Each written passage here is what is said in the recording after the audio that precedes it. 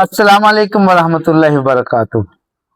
जरा सोचिए, last time आप कब मार्केट गए थे और सब्जी की शॉप्स के पास से गुजरे, आपने ध्यान ही नहीं दिया। इतनी बेहतरीन सब्जी मौजूद थी जिसे हम कद्दू कहते हैं या पंपकिन कहते हैं।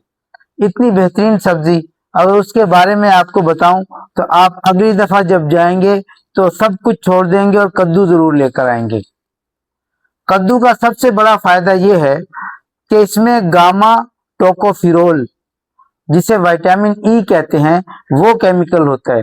यानी आज मैं आपको सिर्फ वही केमिकल्स बता रहा हूं जो अब तक आइसोलेट हो चुके हैं, और बहुत से ऐसे हैं जो अभी तक आइसोलेट नहीं हुए।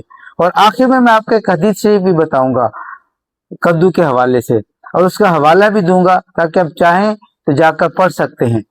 और वीडियो के आखिर में देखिएगा, वो हदीस का मैं मतन भी लिख दूंगा, अरबी में भी उर्दू में भी, उसका हवाला भी होगा, आप उसको जाकर जरूर पढ़िएगा।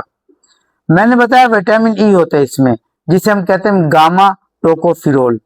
ये क्या करता है, हमारी बॉडी के अंदर जो फालतू खलिए हैं जिन्होंने आगे चलकर बीमारियां पैदा करनी होती हैं या फिर कैंसर सेल में तब्दील हो जाना होता है, उनको बनने से रोकता है। यानी खलियों का ब्रेक डाउन भी नहीं होने देता और कैंसर के सेल्स को बनने से भी रोकता है।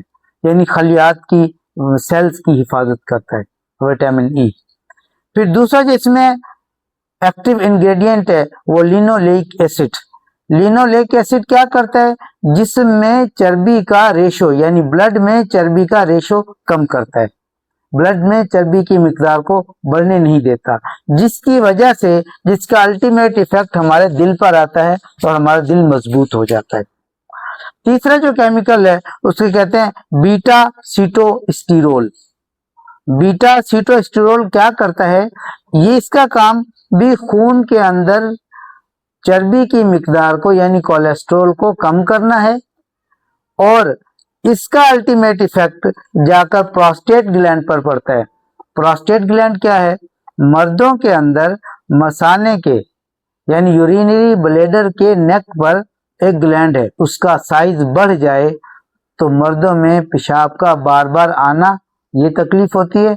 और दूसरी तकलीफ ये होती है कि पेशाब करने के बाद, यानी आफ्टर यूरिनेशन, एम्प्टीनेस का, मसाने के खाली होने का असर नहीं होता। यानी उनको मसाना पेशाब करने के बाद भी ऐसे लगता है कि जैसे अभी कुछ पेशाब बाकी है और करना चाहिए।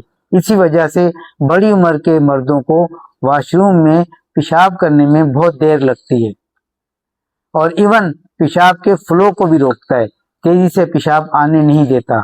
अगर पेशाब क्वार्टर लीटर जितना हो, यानी फुल पेशाब आया हो, तो उसको निकलने में बहुत देर लगती है, आहिस्ता आहिस्ता आहिस्ता उससे निकलता है। और तीसरा जो एक्टिव इंग्रेडिएंट है वो ट्राइटरपीनॉइड्स हैं, यानी ट्राइटरपीन्स हैं।